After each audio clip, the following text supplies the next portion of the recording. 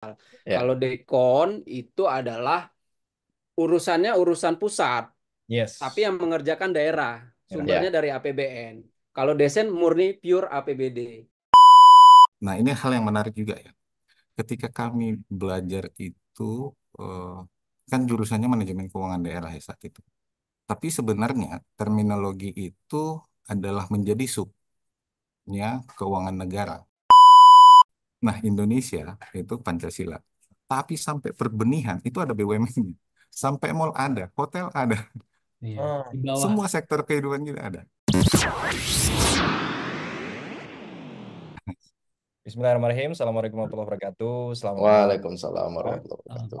Semoga sehat selalu dalam kondisi apapun, dimanapun. Alhamdulillah kita sudah pada sesi pertama ya di episode ketiga Total Government. Teman-teman semua, kali ini kita sudah pada narasumber atau guest star ya, tamu bintang tamu kita yang ketiga dengan tema makro dan mikroekonomi, seberapa penting ASN untuk kenal. Jadi kita flashback lagi, kenapa kita ada platform ini ada, Total Government. Ini karena keresahan beberapa orang di antara kita ketika kontestasi politik 5 tahun sekali sebagai contoh, itu hebohnya luar biasa, menganggap bahwa sebuah elemen pemerintahan itu hanya diukur dari ketokohan politik atau top level politik atau top level dari pemerintahan. Nah, kita ingin dalam tanda kutip menggugat konsepsi itu. Bagaimana sebenarnya kita coba mengenalkan yang memang sebenarnya sudah ada dengan cara yang baru, dengan cara yang kekinian yaitu sosial media, yaitu pemerintahan. Jadi kalau top level pemerintahnya hilang atau bahkan berganti tiap tahun siapapun itu, sebenarnya pemerintahannya tetap ada. Kita tetap eksis, kita tetap stabil. Nah, kita melalui beberapa episode yang berganti-ganti dengan tema-tema yang berganti, dengan beberapa rubrik-rubrik yang nanti kita sajikan kepada teman-teman, mudah-mudahan bisa mengisi dan mewartakan kepada teman-teman semua. Malam ini kami, eh, alhamdulillah, sangat terhormat kedatangan Om Indra dan Om Randi yang memang dalam invitation kita menganggap bahwa dua dua teman-teman kami ini kebetulan kita adalah teman-teman dekat ya, untuk mengulik bagaimana pandangan mereka berdua kaitan dengan makro dan mikroekonomi. Teman-teman mungkin tahu di dunia sosial media itu ada Melek APBN ya, Instagram Melek APBN, kemudian ada juga akun-akun kementerian-kementerian lain dengan cara penyajiannya yang pendekatan-pendekatan tertentu dilakukan. Tapi kami ingin eh, mengulik lebih dalam dari dua kawan kita tadi dengan tema yang disampaikan sebelumnya untuk kemudian kita bisa tahu dunia pemerintahan dari sisi makro dan mikroekonomi itu seperti apa. Pertama kita tanya dulu kabar dari dua sahabat saya ini. Bang Indra, apa kabar? Bang Randi? Alhamdulillah. Alhamdulillah ya. Sekarang di mana Bang Indra? Nah, ini agak unik sih sebenarnya. Hmm. Kalau kita flashback setelah kita lulus, Yes. kita tentu ingat bahwa momentumnya itu ketika ada moratorium penerimaan pegawai. Jadi Hmm. eh, orang pensiun kan kita tidak bisa tahan kan. Akhirnya eh, ada kebutuhan mengisi yang pensiun itu. Lantas kita kan angkatan 19 itu Hmm. ditawarkan untuk bisa bekerja langsung di pusat. Nah, itu sebuah terobosan yang akhirnya membuka keberlanjutan sampai angkatan yang sekarang. Hmm. Walaupun dinamikanya ada ya di Iya. setelah itu kan. Nah, ini kalau terlalu panjang nariknya, make a story short, Yes. eh Aman Bang, kita sudah baru bisa untuk nanti mengatur waktunya. oke oke. Jadi setelah eh, lulus ditawarin S2 tapi diminta untuk memperkuat di kampus. Ah, Nah, setelah lulus lantas muncul opsi apakah jadi pengasuh itu eh, akan berkelanjutan atau tidak. Tentu yes, epicentrumnya kampus kan di Jatinangor ya.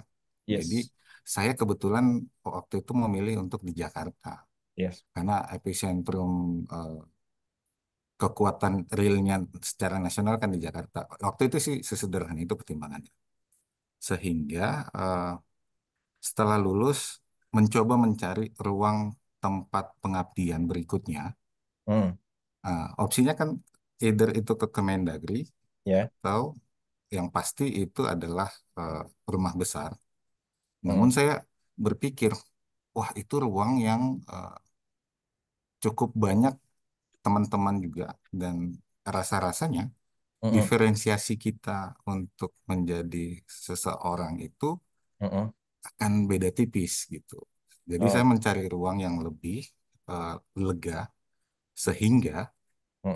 saat saya mencoba mencari tempat pengabdian itu ada dua opsi waktu itu. Oke. Eh, dari Badan Intelijen Negara saat itu juga membuka rekrutmen dan dari tempat saya yang saat ini itu di Mm, Kemenko mm. Perekonomian membuka Ya. rekrutmen. Pas. Keduanya saya apply, keduanya saat itu eh, dapat apa namanya lampu hijau untuk bisa pindah. Namun eh, pertimbangan eh, orang tua saat itu awal pendaftaran itu belum ada eh, pertimbangan keluarga. Tapi Mm, ketika ada opsi lain dan orang tua tahu ternyata bukan hanya itu, mm. lantas disarankan ya karena faktor penugasan dan lain hal eh, diminta untuk ya ke Kementerian Koordinator Perekonomian saja.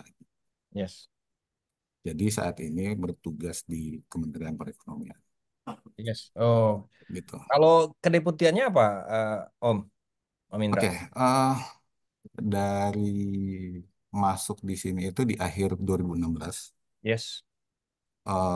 Kalau saat ini saya di Biro Hukum di Mm. Sekretariat. Hmm. Eh, Kebetulan nomenklaturnya Hukum dan Organisasi, jadi saya Mm. mengurusi terkait reformasi birokrasi. Regulasi-regulasi ya. Oke, eh, reformasi birokrasinya termasuk nanti tahapan, karena kan reformasi birokrasi saat ini tuh punya 27 indeks yang mencakup semua tata kelola sih. Ada Mm. kearsipan, ada regulasi juga gitu. Ada Yes. aspek-aspek yang lain juga. Jadi kalau dibilang eh, helikopter view, tapi aspek tata kelola, good governance-nya yang dicari. Nanti ada pertanyaan nih nanti biar biar Ya, giliran. kayaknya Ya. Bang Shoki sudah mulai, oh ya ini kayaknya Ya, udah sudah mulai dicatat muncul. kok. Untuk Bang Kawan Imran, kita masih Bang Randi gimana? Bang, di Dijen Bina Administrasi Keuangan Daerah, tentu saja. Direktorat mana, Bang? Baiklah, sebelumnya saya dari awal memang penempatan di dapatnya di Kemendagri khususnya di Ditjen Bina Keuangan Daerah karena Yes. pada saat pendidikan baik di apa sama-sama di regional Bukit Tinggi ya Bang ini ya.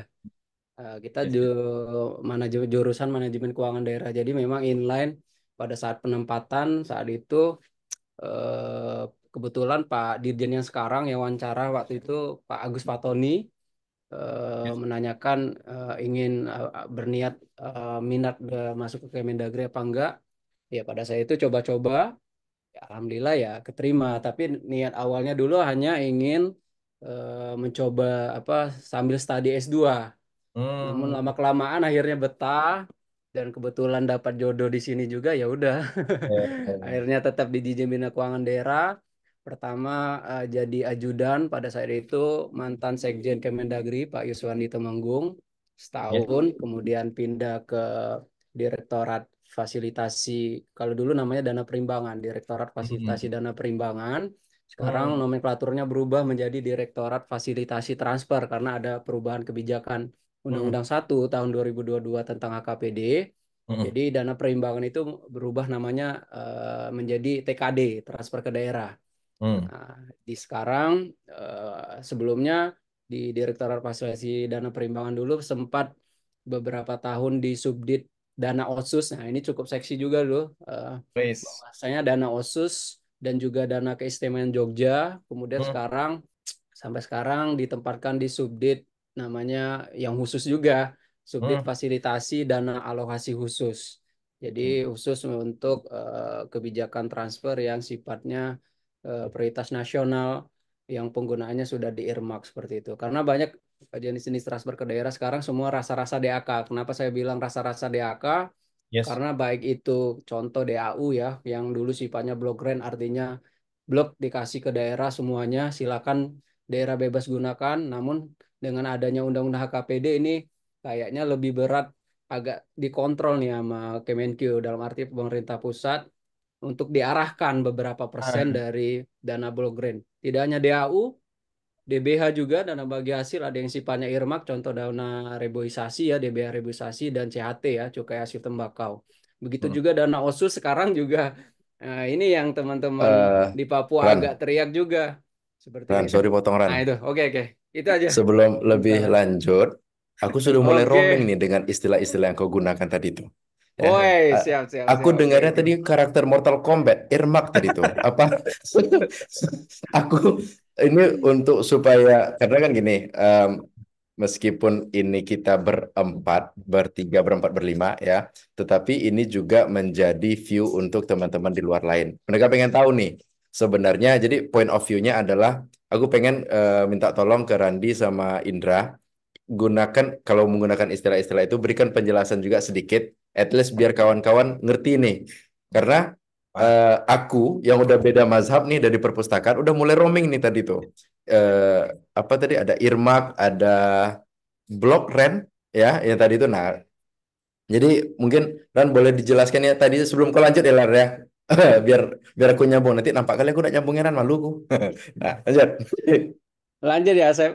Ya, Sorry ya. ya, kalau istilah-istilah keuangan Aman, daerah ya aman, mungkin belum aman. terlalu Justru familiar nanti ya. itu pancingan kita ke pertanyaan selanjutnya. Jadi teman-teman berdua kalau kita sela-sela, ya memang gitu Ah, metodenya. Saya mohon izin, jangan jangan salah paham untuk itu. Jadi memang begitu, Jo. Gimana, Jo? Gimana? Oke oke. Sorry ya Hmm. sebelumnya. Karena memang kalau di Wildan di dinas ini ya, perpustakaan ya. Perpustakaan. Kita Hmm. juga ada ngasih DAK fisik perpustakaan. Saya Ya, rasa betul. 2024 Riau dapat kayaknya, tapi bukan pembangunan ya, lebih ke Hmm. prasarana ya dan koleksi kalau nggak salah. Betul, ada di akun Ah, fisik sama siap. di akun non fisik. Ah, Betul sekali. nah, kembali lagi tadi pertanyaan Yes. earmark. Jadi kalau earmark itu contohnya artinya apa ya, bahasa Inggrisnya dikunci ya, di earmark gitu ya. Artinya arah Hmm. penggunaan dana transfer itu ditentukan gitu. Ditentukannya Hmm. dengan apa? Dengan instrumen salah satunya juknis, petunjuk Yes. teknis, atau juklak, petunjuk pelaksanaan. Pelaksanaan. Yang mana juknis juklak ini yang menetapkan adalah KL teknis. Kalau perpustakaan ada perpusnas seperti itu ya, Yes, yes. kesehatan Kemenkes, pendidikan Kemendikbud, seperti Hmm. itu. Jadi Oh. earmark itu dananya ditentukan. Jadi istilah saya kalau bilang ke daerah mau cipika cipiki dengan teman-teman DPR nggak akan berubah juga dana ini karena Ah. dana earmark seperti itu. Nah ini yang khususan itu tadi. Hmm. Kalau Beda dengan blok tugas grant, pembantuan, Ran. eh, tugas pembantuan itu sifat ya, karena kan ada beberapa asas ya kalau nggak salah Bang ini ya, ada yang namanya desen, dekon, dan TP. Kalau desen itu kan artinya Ya. penyerahan urusan apa kepada daerah ya untuk mengelola sendiri, contoh desentralisasi fiskal. Kalau Ya, dekon itu adalah urusannya urusan pusat, tapi Yes. yang mengerjakan daerah, Ya. sumbernya ya, dari APBN. Kalau desen murni pure APBD. ya Kalau betul. TP, nah itu dia tingkatan ke bawah ya, ditugaskan dari Baik. provinsi ke kabupaten, kabupaten ke kota, atau ke desa seperti itu. Bang Nah tadi Randi. kalau yang blok Yes. grant itu sifatnya nggak dikunci, jadi bebas, Hmm. gelondongan. Brok dikasih nih Riau 1 triliun, silakan gunakan untuk apa saja. Mau itu untuk belanja pegawai, belanja modal, lain-lain, Apa silakan. namanya, Ran? Blok, Itu Ran. beda. Keren. Blok grant. Jadi bebas digunakan untuk apa saja, Keren. seperti itu, nggak ada Luas banget ya, dikunci ya. Jo ya. Jadi memang menarik. Tapi kita keep dulu apa kebidangan yang sangat teknismu itu samping kita roaming. Tapi izin nanti kita karena gini, Will, aku malah tertarik nanti kita Ya, juga bisa kawin karena konteksnya misalnya bicara eh, apa birokrasi dalam konteks otonomi daerah gimana sih dari Orda bicara kan, Atwil bicara gitu. Boleh nanti suatu saat kita bisa undang senior juga. Nah, pendalamannya dari sisi apa kebidangan keuangan, Randi tadi tajam-tajam sekali ke ininya ya. Coba nanti pelan-pelan sebelumnya nanti saya WA, Jo pakai istilah yang, yang mudah diinikan supaya bisa kita inikan. Nah, Bang Indra tadi kan sesuai tema nih. Ada istilah makroekonomi, ada mikroekonomi. Mungkin karena kebetulan apa entitas dan komunitas yang kami miliki adalah teman-teman berdua pertama yang paling kita dekat. Sebenarnya menurut teman-teman makro dan mikroekonomi itu kayak gimana sih kira-kira? Bang Indra dulu nggak apa-apa. Menurut. Oh, Hmm. oke. Jadi melanjutkan tadi ya. Jadi kan yang diundang ini kan saya dengan Randi. Memang Iya. kebetulan eh, kami itu eh, ketika pendidikan itu dapat kampus daerah, yang Hmm. mana kampus daerah itu dulu ya, Yes. itu ada penjurusan di situ. Sekarang kan udah dinamis nih. Hmm. Kalau sekarang kampus daerah murni kampus daerah dan penjurusan bukan di Wasana lagi. Hmm. Nah, kalau dulu tuh kita splitnya tuh di Wasana. Yes. Di Nindya, baru nanti Wasana ada lagi split S1 dan D4. D4. Yang mana nih Pak Soki kan apa eh, pengurus di LPMI yang penjaminan mutu. Nah, ini kan karena tadi temanya soal pemerintahan, birokrasi dan terkait keekonomian kira-kira Yes. begitu ya. Hmm. Jadi dulu itu eh, dari Jatinangor itu tidak begitu merespon tentang akreditasi saat itu. Ah, Jadi ketika ada split S1 itu sebenarnya menggunakan kuota S1-nya IIP saat itu, yang ya. doktorandus, doktoranda gitu. Hmm. Jadi Gitu. ketika itu programnya sudah selesai, akhirnya kan balik lagi semua ke D4 gitu. Ah. Nah, jadi ketika kalau romansa-romansa zaman dulunya ini ya, Hmm. sama Randi, basic kita bicara ekonomi itu karena memang dulu ada mata kuliah itu dan kita diajar sama dosen-dosen dari Universitas Andalas. Yes. Yes. Cukup punya mm, keunggulan karena kita dapat sisi keilmuannya gitu. Jadi memang mereka mengajar layaknya mahasiswa di universitas umum. Dan Hmm. Yes. justru kaget ketika eh, ada upacara disiapkan dulu, terus Hmm. hentakan kaki, terus berdoa segala macam. Dan itu ritual-ritual yang menurut mereka saat itu hal yang baru gitu. Yes. Hmm. Nah, jadi eh, ketika saya masuk ke sini pun agar bisa menjadi ruang gerak yang lebih eh, leluasa, akhirnya saya juga mengambil studi ekonomi lagi sebenarnya. Oh, oke. Jadi memang ada apa supaya ya orang Indonesia itu kan sering sekali ketika kita ngomong apa tuh orang ngelihat background kan. Yes. Nah, itu nggak tahu itu positif atau negatif ya. Jadi supaya lebih bernas biasanya orang akan nanya, kok dia bisa ngomong itu ya gitu. Hmm. Ya, gitu ya. Yang kedua, kalau tadi soal istilah-istilah yang digunakan Randi, sebenarnya ketika masuk pertama kali itu saya penempatannya di Biro Perencanaan, nanganin Hmm. anggaran. Hmm. Jadi beberapa kali ikut di Musrenbangnas gitu-gitu, ngobrol dengan DJA, eh, dengan apa namanya Bappenas gitu-gitu, Apa aja yang DJA diobrolin tuh, Kemenkeu. Bang Hah? ini? Apa Yang aja yang diobrolin tentu program ya. Jadi Program. Jadi bagaimana menuangkan eh, program itu dalam sebuah kegiatan dan kegiatan itu menjadi sebuah hal yang ada pendanaan. Karena kan semua kegiatan itu goalnya nanti akan pendanaan kan. Hmm. Hmm. Jadi mulai dari ya kita belajar dulu sama Randi itu money follow function gitu. Kalau Ah, sekarang oke. itu money follow program gitu-gitu.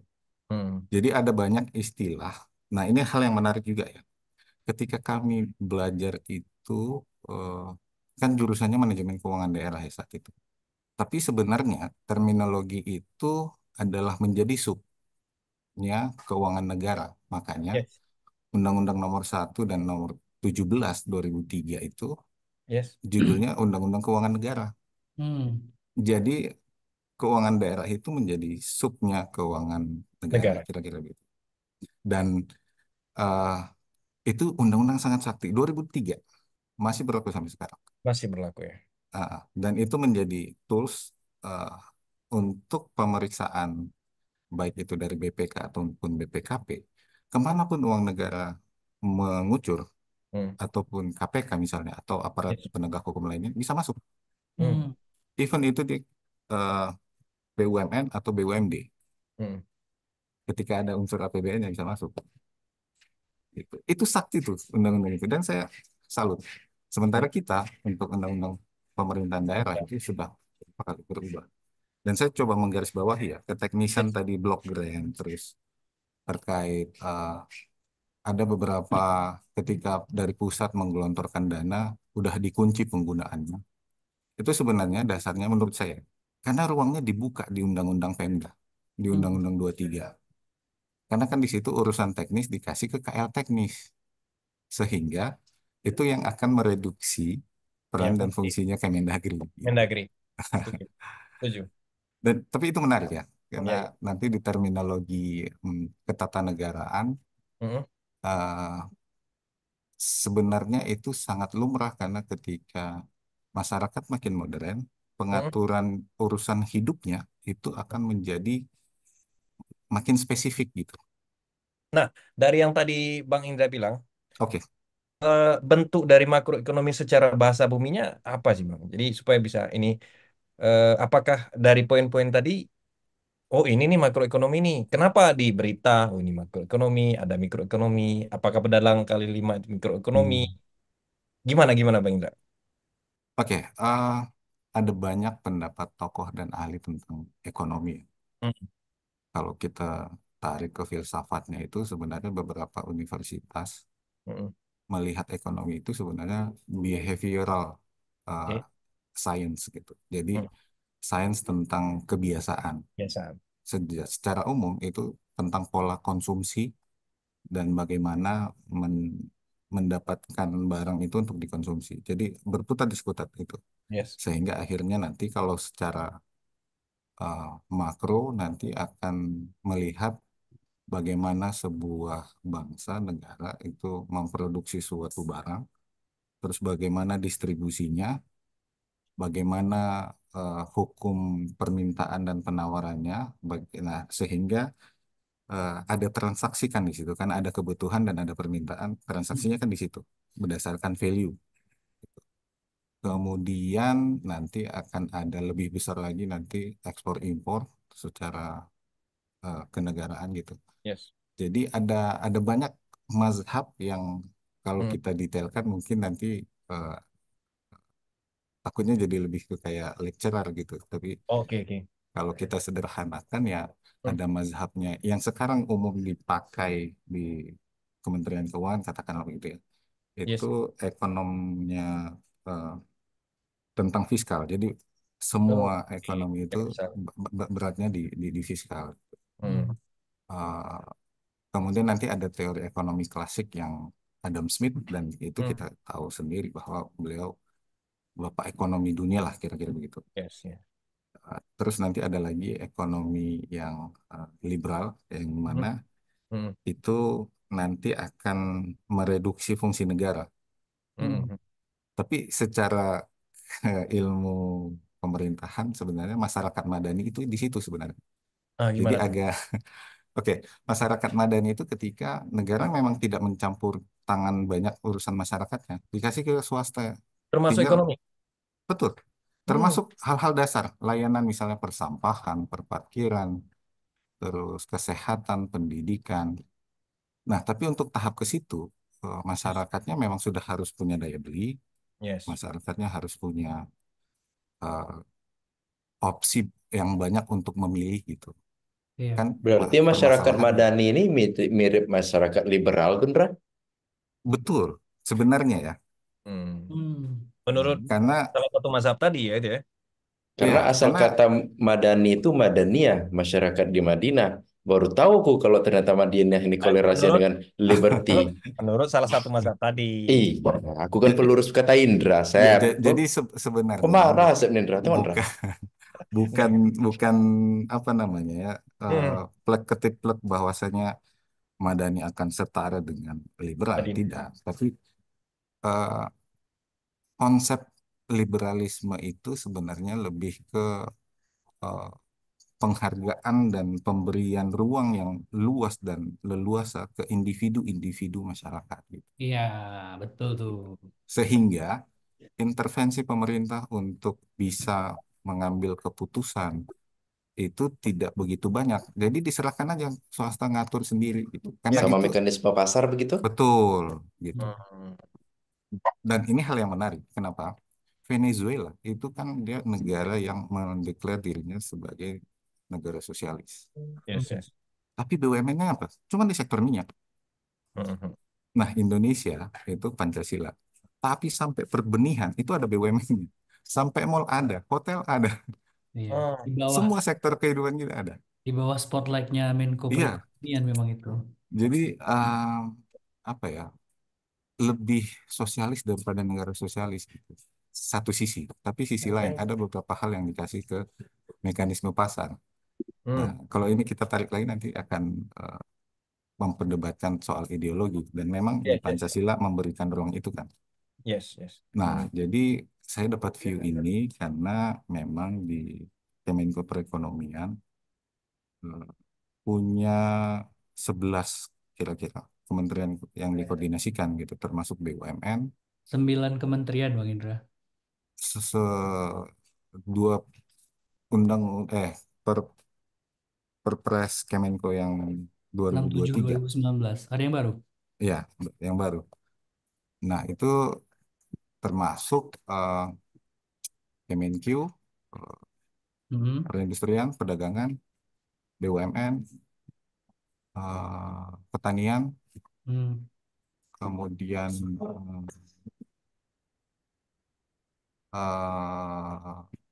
Ketenaga kerjaan mungkin. UMKM ya, ketenaga kerjaan, UMKM, koperasi dan UMKM gitu. Jadi memang ini bukan komposisi yang ideal karena sudah mulai terpecah dengan Marves. Di Marves ada investasinya di sana Ya, dan ya. ada aspek terkait SDM energi gitu. Di mana energi kan juga menjadi pemain yang besar dalam sektor ekonomi.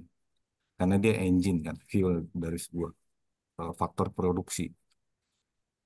Eh, jadi apa ya? Kalau misalnya dibilang investasi itu pun terbagi dua karena insentif fiskalnya itu di kantor ngurusinnya. Hmm. Itu hal yang menarik. Gula-gulanya itu tuh kita yang tetapin. Tapi KPI-nya tuh di BKPM dan BKPM di bawah koordinasi Marves. Mhm. Nah, Bahlil, Pak Bahlil. ya betul. Yes, yes, this is Jadi okay. kalau ditanya tadi soal makro, ya makro itu bicara soal eh, ada moneter di situ moneter tentang eh, pertukaran uang berapa harus cetak dan berapa nilai uang itu. Makanya nanti kalau kita bahas lebih dalam, uang itu nanti bisa nilainya turun dan bisa naik. Nah, turun nilai uang ini biasa orang bisa sebut inflasi. Yes, yes. Dan akhir-akhir ini kita sering banyak di eh, rapat, kalau nggak salah di Kemendagri itu tiap minggu ya, rapat inflasi yang dipimpin oleh Pak Pak Menteri. Inspektur Jenderal, Hmm. Pak Ya, Irjen Pak kan. PLT Sekjen ya. Ya, PLT Sekjen sekaligus juga definitifnya kalau nggak salah Irjen. Inspektur Jenderal, Ya, Irjen ya. ya, walaupun It, pangkat beliau adalah Komjen. Komjen. Nah, Jadi kalau mikroekonomi apa, Bang? mikroekonomi lebih ke faktor permintaan dan penawaran gitu. Oke, jadi kejadian lapangan lah sederhananya ya. Ya, jadi aktivitas di pasar itu mikronya, orang Yes. berdagang itu mikronya, Mm-mm. tapi makronya itu nanti mulai dari tarikan ke pabrik, termasuk faktor produksinya, Yes. mobilisasinya gitu. Oke. Nah, Bang Randi melihatnya kalau untuk konteks apa ekonomi atau keuangan daerah seperti apa makro dan ekonomi atau mungkin kejadian kah kebijakan yang dalam seputaran napas itu kayak gimana Bang makro mikroekonomi tentu dengan Iya, ya sudut pandang Kemendagri gimana Bang? iya, iya, ya, setuju ya dengan yang disampaikan Bang Indra tadi. Kalau untuk makro mikro mungkin di lingkup lingkup kerjaan Bang Indra ini memang sudah sangat memahami ya. Hmm. Ya, contoh tadi makro kan kalau menurut saya kan kalau makro itu studinya lebih ke kinerja ekonomi nasional dan global ya. Jadi skopnya lebih gede seperti secara keseluruhan ya. Ya. Melihat fokusnya pada pendapatan nasional gitu ya, variabel agregat, tingkat harga. Tapi kalau Yes, mikro yes. tadi setuju dengan Bang Indra. Jadi bagaimana rumah tangga, perusahaan secara individu itu membuat keputusan ya, pilihan gitu dan berintegrasi satu sama lain di pasar. Nah, kalau ditanya hubungannya dengan keuangan daerah, nah ini menarik. karena mungkin kalau kami pada tataran Kemendagri di Ditjen Bina Keuangan Daerah ini masuk ke skupnya makro ya Bang Indra ya, karena kita di pusat membuat berbagai macam instrumen dan regulasi terkait keuangan daerah, yang mana tadi disampaikan keuangan daerah ini juga bagian dari pengelolaan keuangan negara ya atau APBN seperti itu. Jadi keuangan daerah ya itu tadi kita mempengaruhi pada skup ekonomi makronya nih, apa Bang Asep ya seperti itu. Ya. Dengan Hmm. beberapa undang-undang yang sudah lahir, contoh Undang-Undang 1 2022, walaupun yang menginisiasi atau PIC-nya adalah Kemenq, namun di dalam proses pembahasan ini kan melibatkan seluruh KL, Oke. utamanya dengan kami di keuangan daerah seperti itu. Kemudian Hmm. ada PP 37 tahun Hmm. 2023 Yes. tentang pengelolaan transfer ke daerah sebagaimana turunan dari Undang-Undang 1 itu sendiri. Dan untuk regulasi-regulasi di bawahnya nih sedang semua dalam dalam tahap proses ini Bang Asep. Apa Hmm. penyusunan ya, Yes, contoh yes. peraturan menteri dan PP 12 2019 tentang keuangan daerah juga sedang kami godok sekarang ini karena harus mengupdate dan menyesuaikan dengan regulasi baru. Contohnya Undang-Undang 1 tadi HKPD, karena PP 12 2019 ini udah nggak relevan lagi. Contoh tadi ya salah satu struktur di dalam APBD itu kan ada yang namanya pendapatan belanja pembiayaan. Yes. Dari sisi pendapatan ada yang namanya PAD, pendapatan asli daerah, kemudian Yes. ada pendapatan transfer dan lain-lain pendapatan daerah yang sah. Nah, pendapatan transfer kalau di nomenklatur PP 12 2019 kita masih menyebutnya dana perimbangan. Nah, Oke. sedangkan di Undang-Undang 1 sudah menyebutnya adalah transfer ke daerah atau TKD. Nah, itu salah satu contohnya saja. Belum lagi ke hal-hal teknis yang lainnya itu sangat berpengaruh signifikan ya terhadap pengelolaan keuangan daerah seperti itu.